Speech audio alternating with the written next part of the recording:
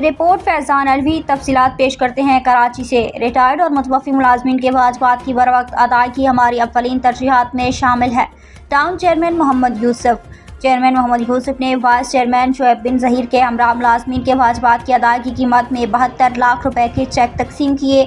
Retired ملازمین اور متوفی ملازمین کے لواحقین کے فائنانشل اسسٹنس اور لیو انکیشمنٹ کی مد میں 72 لاکھ روپے واجب ادا تھے۔ چیئرمین نے کہا کہ ہمارے طور نظامت میں ریٹائرڈ ہونے والے تمام ملازمین کے واجبات شفاف انداز میں ادا کیے جا رہے ہیں اور آج تک کسی بھی ملازم کے واجبات روکے نہیں گئے۔ 2025 میں ریٹائر ہونے والے ملازمین کو تمام واجبات ادا کر دیے گئے ہیں۔ نیو کراچی ٹاؤن کے ویلفیئر ڈپارٹمنٹ نے اب تک 150 سے زائد فائلز کے ایم سی کو پینشن کی تیاری کے لیے ارسال کی ہیں تاکہ ملازمین کو ان کے قانونی حقوق بروقت مل سکیں۔